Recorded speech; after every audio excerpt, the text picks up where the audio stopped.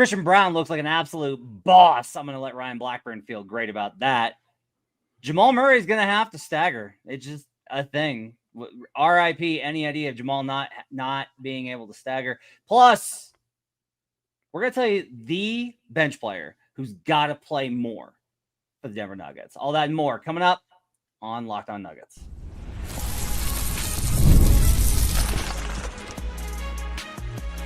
You are Locked On Nuggets, your daily Denver Nuggets podcast.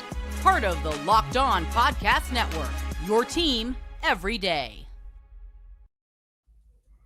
Welcome to Locked On Nuggets, your daily Denver Nuggets podcast, part of the Locked On Podcast Network, your team every day. Thanks so much for making us part of your day, being an everydayer, hanging out with us Monday through Friday. We do appreciate each and every single one of you for taking time to be part of our community. Glad to have you with us here on a Tuesday night for No Jinx. If you're listening on Wednesday on the podcast forum, give us a 5-star review. We do appreciate those so much. Today's show is brought to you by FanDuel. Right now, new customers can bet just $5. And if your bet wins, you'll get $300 in bonus bets to use across the app. Head to FanDuel.com to get started. My name is Matt Moore. I'm the senior NBA writer at the Action Network. I write the Denver Dig. I've been covering the Denver Nuggets for 13 seasons. I'm joined by Ryan Blackburn of Mile High Sports and the Pickaxe and Roll podcast, which you should go and support as soon as this show is through. Ryan, no jinx. We'd never jinx anybody. How's your night going? It's been good, man. It's made some good chicken tikka masala tonight. It was very, very good. I've been watching Alice in Borderland with my brother. That's a Japanese show that was on season 3 right now. That's like a very similar to Squid Game in some ways, but I really like it. I think it's better than Squid Game. It's a good watch for everybody. Well, we're recording this. The Avs are up 3-0. Hope they get the win. No jinx. Heck yeah. My wife is watching that, and John asked me in the comments, how are you not watching the Avs with the wife, Matt? And the answer is, one, she's working. She's grading papers, which is not the most fun time to be around her because she curses a lot. And then 2, my wife during Avalanche games turns into some other person, just like a different human who, like, my wife's like a book nerd. And then the Avalanche come on and she turns into a raging psychopath. I love it, but it's a lot to be around. So I'm down here doing It's awesome. the show with Ryan. We're going to talk about a lot of stuff today. We're going to talk about the player that's got to play more off the bench. We're going to talk about Jamal Murray having a stagger again this season. But we'll start here, Ryan. Christian Braun looked absolutely phenomenal last night. Physicality at the point of attack on drives was much better than in game 1. But I wanted to ask you specifically, and look, neither one of us are shot doctors. I don't think it takes a genius to figure that out. So I will actually ask around to some folks I know and say, hey, how does Christian's shot look to you? But he goes 3 of 3 last night, knocks down those 3-pointers. I have 2 questions for you because this has been an ongoing interesting thing with Christian. Sure. Do you think he can be not an elite? I'm not asking for him to be an elite level shooter, but do you think he can be 75th percentile or better as a volume catch and shoot 3-point shooter? And 2, does he really need that for his game? It's a good question. And thinking about what has happened for the Nuggets over the course of the past couple of years, especially as Christian has taken a larger role, they need him to do those things. I think for the second part of your question, they need him to be at the very least an average volume 3-point shooter in a playoff environment because he's been under 30% each of his first 3 seasons. So that's just got to change. It's just got to flat out be better. But I think for the first part, the shot just looks better. He hasn't touched the rim on any of the 4 threes that he's attempted so far in this in this preseason.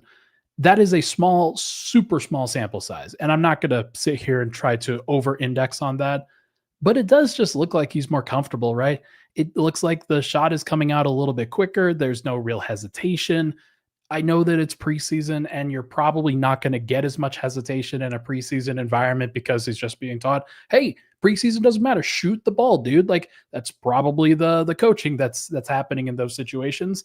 But if you can work that into his ethos, if you can work that into just his mindset of this is what I have to do for the team to be great, I think he's going to do it. I think it's in him. I think that there are plenty of developmental opportunities for him to get better. and he's shown he's about all the right things. What is like what is like a peak comparison for you to him? It's KCP's shooting, like during his peak years with Denver.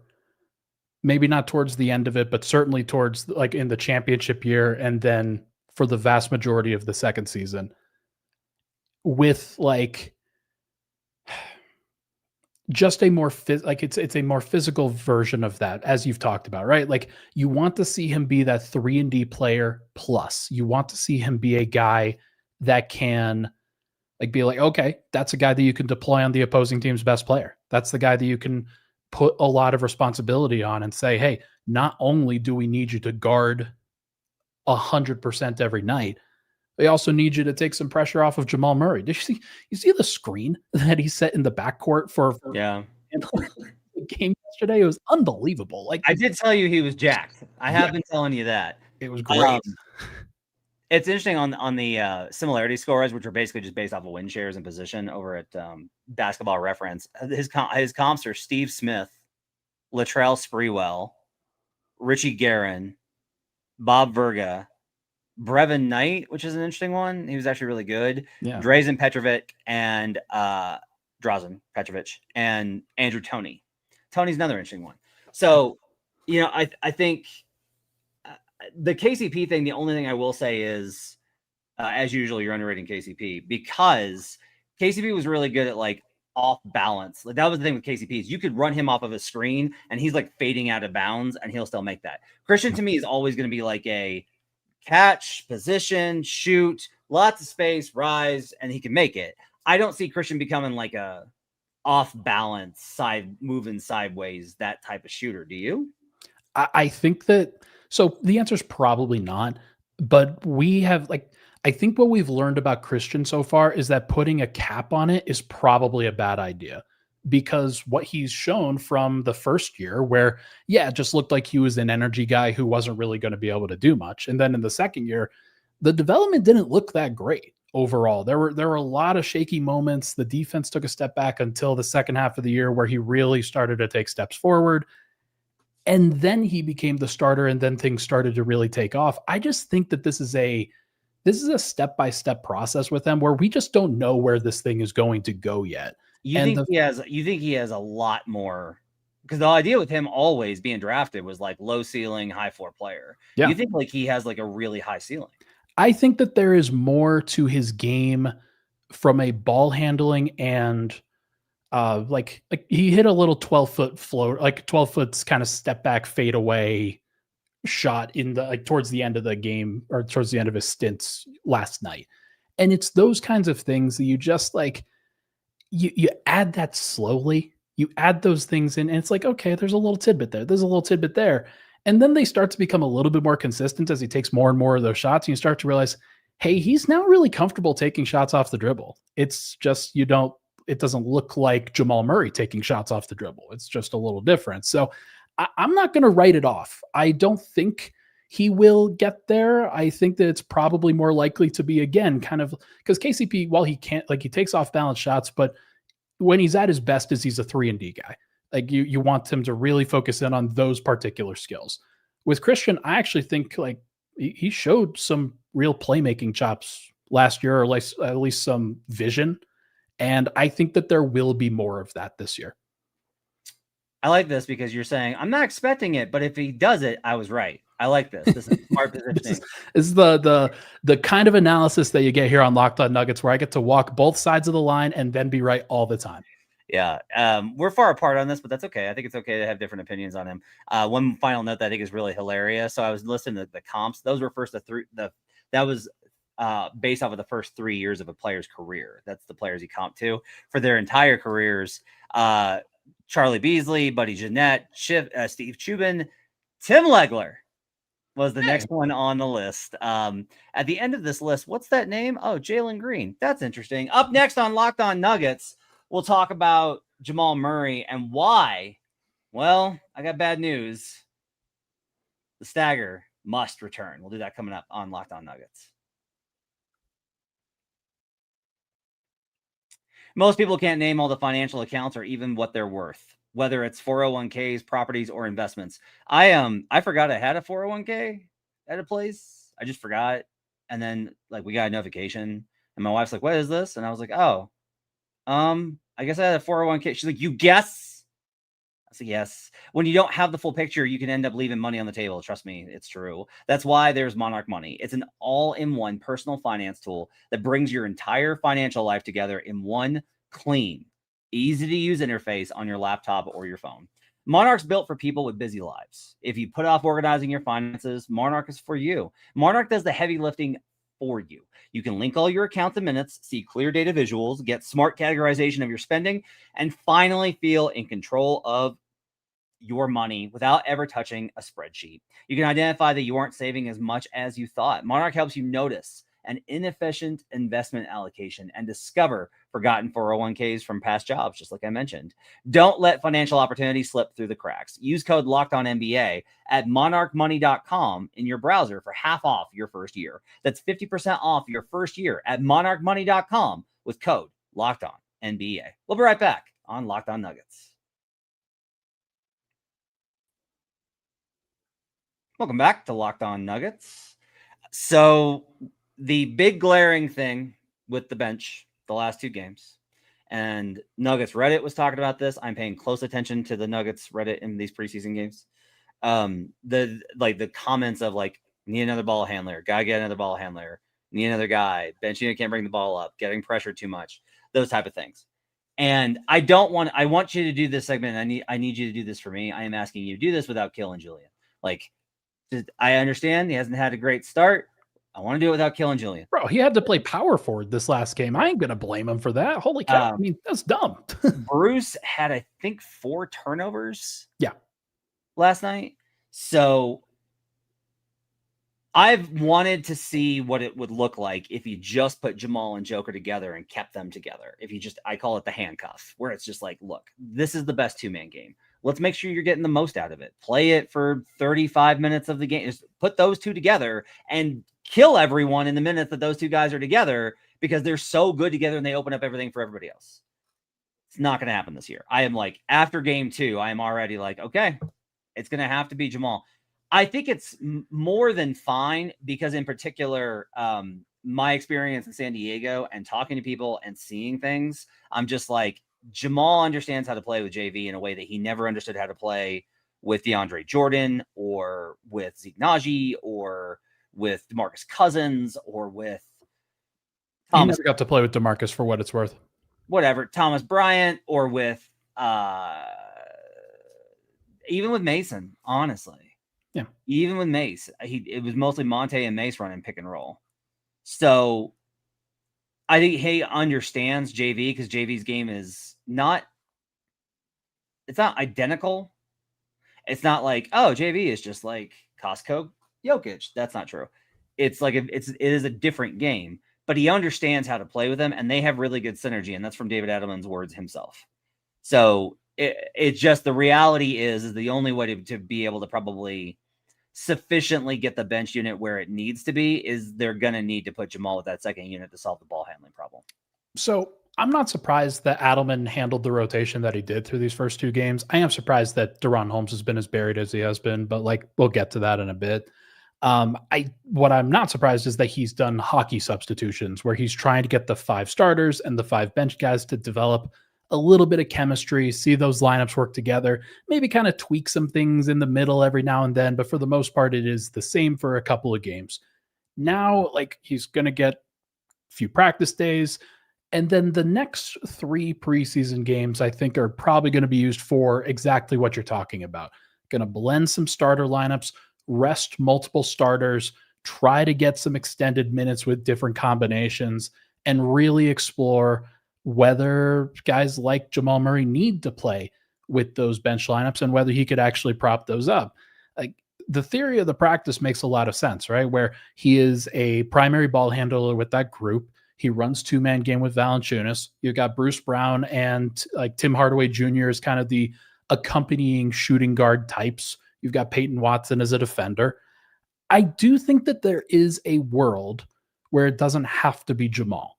I do think there's a world where it's Cam Johnson, and Cam Johnson is the one that is staggering, and you just play the normal ball handlers, and then you just have Cam running a little bit more point guard for that second unit and taking advantage of his skill set. But that also takes away from his time with Jokic. So all of these have their own pitfalls. And I do think that Denver, you're right. They're probably not going to be able to go full hockey substitutions. They're not going to be able to build a full bench unit because that group by itself does not have enough ball handling and ability to break a press. Yeah, so I think my concern with the Cam thing is just if your problem is because everybody talks about this stuff early in the year. It's like we're going to defend 94 feet, and then it gets to be December 1st, and it's like I'm tired. I don't want to do that anymore. I'm tired. I've just got over a cold. I'm exhausted. I've been in 4 cities in 9 days. By the way, that's also something that Nuggets fans can take solace in. They just faced 2 teams that were playing their first preseason game. Of course they were going to press. Of course they were going to be ready for it. Of course Denver was going to be like, holy crap, these guys are playing hard. They're probably not going to see this that often during the regular season, but they will see it in the playoffs. Well, and the other thing, because there's questions in the chat about like being worried about the bench. And the one thing I would tell you is as much as I'm like, well, look, you add Cam Johnson and that starting unit does change, and it does. They're still like Joker and Nikola can play together in their sleep. They can be in REM sleep and play together. Christian and those two can play if they had just all woken up from a nap. And AG like is pretty much the same. Like they all know how to play. Those guys know how to play together. Think about this bench unit. Bruce Brown has not played with Jonas Valanciunas. Has not played with Tim Hardaway Jr. Like these guys have not played together at all. Bruce and Julian have barely played together. So like Peyton and Bruce have played together. But the rest of those guys, like that 5-man unit they have no continuity together. Yeah. They do not know how to play with one another. Jalen was drafted after Bruce left, right? He was. So they drafted him 37th pick or 32nd pick in that 23 draft. Yeah, after the championship. So I'm not surprised that they're just still trying to figure out how to play together. It's just not surprising to me. I don't mind the Jamal stagger because I do think JV fundamentally changes it.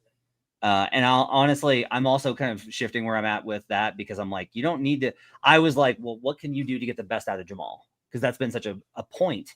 And now I'm kind of like, I don't know, man. Jamal's doing the hard work of getting the best out of Jamal. Sure. Like Jamal's the one that's coming to camp in great shape. Jamal's the one that's been the one taking the leadership role. Jamal's been the one setting the tone defensively. I'm kind of like, yeah, I don't know. I for once, I'm not worried about, like, for the first time in a long while, I'm not worried about Jamal Murray entering into a season. I'm like, he's in a great space. Knock on wood. Knock on all of the wood. All of it. Healthy. He'll be fine. Yeah, no, I think there's a lot to be excited about for a Jamal JV duo. Like it's one of those guys that will set big screens. And it's one of the things that I noted about JV when he was with Sacramento, where they were actually positive in the minutes without Domantas Sabonis while JV was there because he was playing with Zach LaVine, because he was playing with DeMar DeRozan, because he had another guy that was able to take on some pressure from the playmaking department and really pair with somebody else that you could really trust in those situations. Jamal is a guy that you could really trust in those situations. And I just think that, like, usually teams run their teams where they run their units where your best player plays. And then in the minutes when your best player doesn't play, then your second best player is probably going to play. So Denver's in that situation where it probably makes the most sense. The question now is how you build out the rest of the rotation. If you are staggering another point guard, do you rest? Like, is Jalen Pickett ever going to get on the floor? Is Julian Strawther going to get on the floor? Is Bruce Brown going to have his minutes cut? Is Tim Hardaway going to have his minutes cut?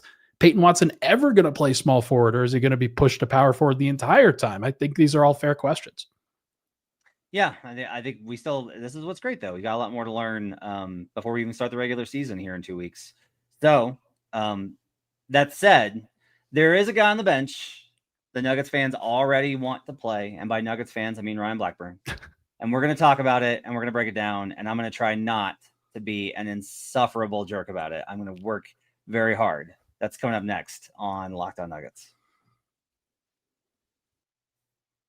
The NFL season's here, and FanDuel has an offer you don't want to miss. Right now, new customers can bet just $5 and get $300 in bonus bets if you win. That's right. Pick a bet, put down $5, and if it hits, you'll unlock $300 in bonus bets to use across the app. I was so exhausted last night, and I'd done multiple pods after, and I almost jumped on just to like take the grief over the NFL happenings last night from the chat. Congrats to the Broncos on an excellent win versus the Philadelphia Eagles. I am a little bit worried about this spot. I think this is like not the greatest spot in the world for the Broncos coming off of that big win in Philly. But honestly, to be real with you, kind of glad you exposed them. So thanks for doing that. The division is right there for the taking. What are you waiting for? Visit FanDuel.com to download the FanDuel app today and get started. We'll be right back on Locked On Nuggets. Back here on Locked On Nuggets. Thanks for joining us and making us part of your day. Appreciate Did you enjoy the grief that I was giving you personally on the show? I have not been able to watch it, and now I will not. Now you can just keep those yourself, sir. It was so funny. Miserable game that was for me. The worst part of that game was that when they were up 14-0, I was watching it with my dad, who I've either watched or called after Chiefs games for like 20 years now. No, that's sweet. I've been watching games with him since I was 5. And they're up 14-0, and my dad says, you know what? Finally, we just get to enjoy an easy game where they just look good. And my mom and I both like turned and are like, what are you doing? Now I know where you get it from. 21-14 run. No jinx. Okay. So I want to talk about pace. I want to talk about turnovers. We'll see if we get there. Okay. Because I think we got to talk about this. Da'Ron Holmes is making all the shots. He plays 425 last night. Made a big shot at the end of the game. 6 points, 2 boards, and 425. And the rebounding thing that I talked about is starting to be more of like a more and more people are saying like this is getting to be kind of an issue with the power. Can't blame Peyton Watson though. That dude has been rebounding up a storm. Yeah. I give him a ton of credit for that. Yeah.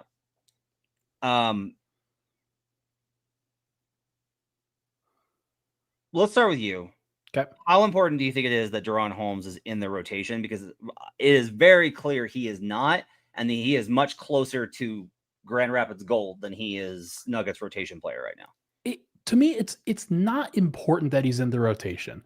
I think my impressions at the beginning of the season were that, okay, you've got this new toy, you've got this new draft pick that you can play around with, you can try to figure out, okay, just how good is he going to be? Let's see if like the reason why he was drafted, the reason why you traded 3 second-round picks to move up and go get him was because he has a skill set that you value, that you believe in, that you think makes a lot of sense. Now, it was a Calvin Booth pick. I don't know if I like what those tensions are potentially like. And as it seems from David Adelman, like he's just going to play who matter, like who can help them win. That was his overall level that he established at the beginning of his tenure. Like that's what he said last year. That is what he said last year, and I am kind of wondering if it's a little different now. There's a lot of veterans now, Matt. there's a lot of veterans now. Let me tell you, feels a little bit different when you're at game 1 versus game 80. So I think that for Da'Ron Holmes, the preseason is a really important time for you to figure out, okay, how far away are you? Are you a player that we can put into situations where, okay, you need to read this pick and roll. You need to read this defense. This is a complex coverage that you have to deal with. You have to know the play. You have to play at the speed that Jokic wants you to play. And he needs that fire for me. Like he needs to be put into that fire, thrown into that fire just to show how far away he is before I am willing to say, okay, yeah, you can't play or you need more time, more accurately. And so like, you're probably right. I think that it's fair for him to spend a lot of time at Grand Rapids. I think that that's the right call. Somebody coming off of an Achilles tear. and just getting reps, getting opportunities. But like, I'd also like to see him in preseason first, you know? Yeah. So this is a philosophical question.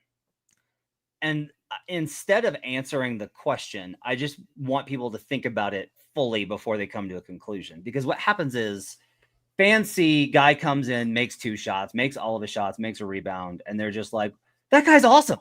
Yeah. Why doesn't that guy play? Look at him. The ball went in. Kessler Edwards. Right? And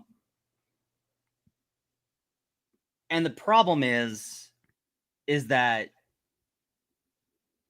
the questions were asked about Da'Ron during training camp, and it was like, yeah, you know, he had a really rough start on that first day, and it's like he was better today, not good, better today. That's a tough compliment. And it's apparent that he's behind on these things that coaches, veteran players care about. So much of this is just like how it feels to play with you. And for fans, they're watching for the result of, you don't care if the guy knew where he was supposed to be. You cared that he threw the ball in the air and it went through the little circle with the net attached. Yeah. And I think that's totally fair. The question is just like, this is a really interesting philosophical question. If a guy doesn't grasp I don't know if he does or not. I don't know. If a guy doesn't grasp all the and he shouldn't know it. Like Da'Ron can't know everything. He's been very young. Hurt all year. Yeah. He's hurt all year.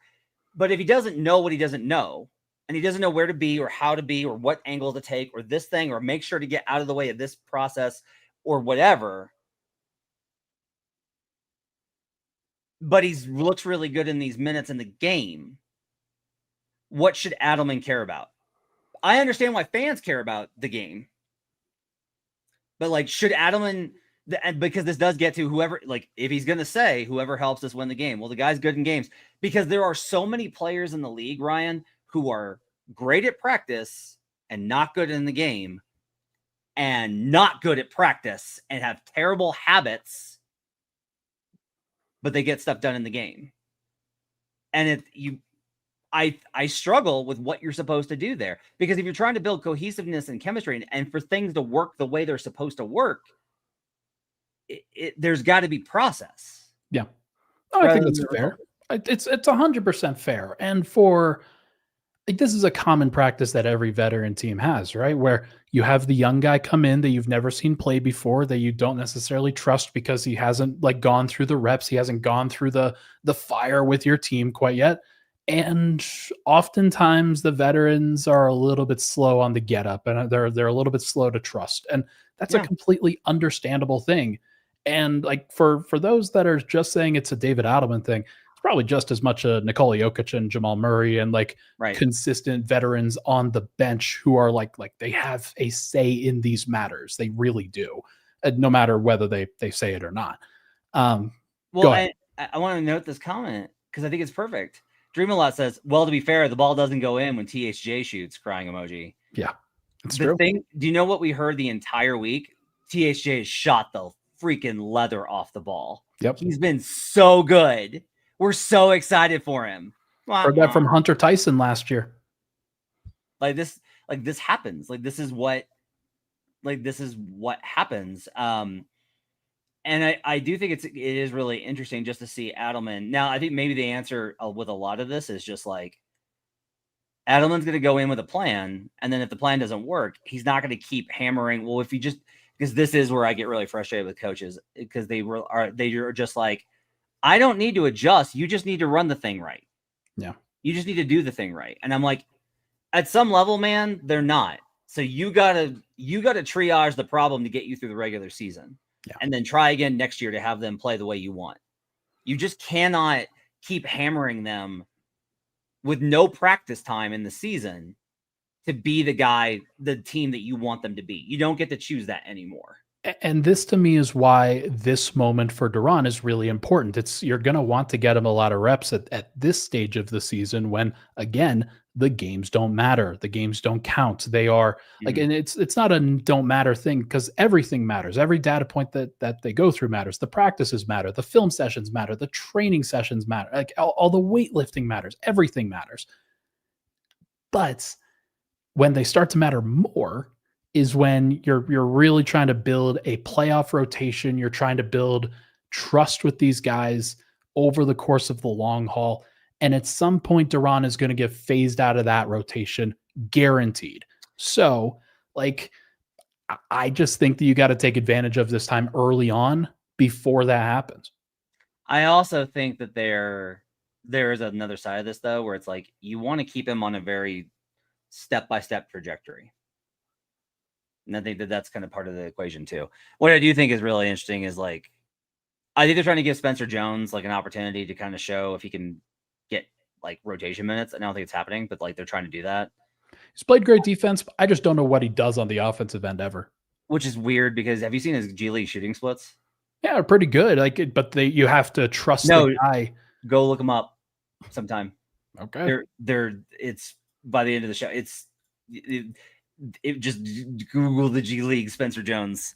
I am really concerned though. I think Zeke Nnaji is going to get back in this rotation by default, and I am not enthused by.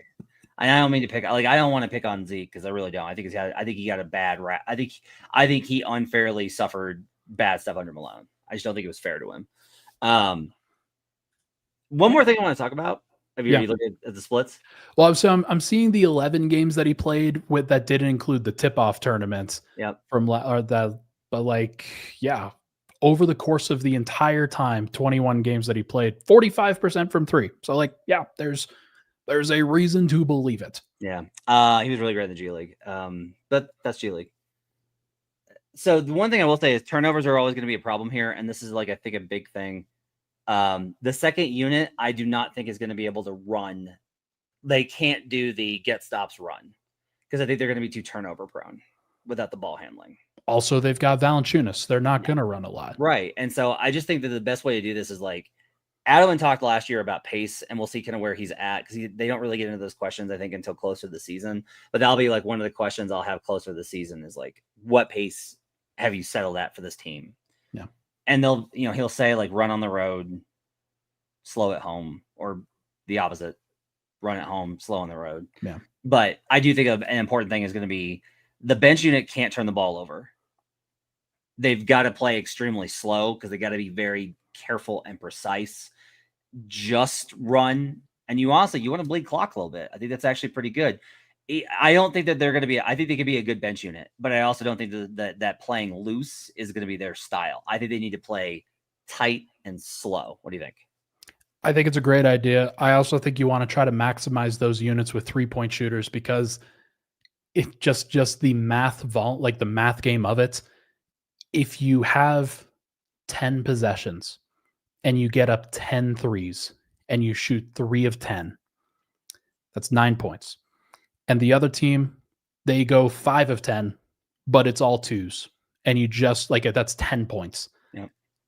You keep it honest in that situation. And that's one of the factors that last year's bench also really struggled with. Now the starters struggled with it even more. And that's something that's not talked about enough, but Denver's got to get threes up with that second unit. Getting Jamal Murray out there would definitely help.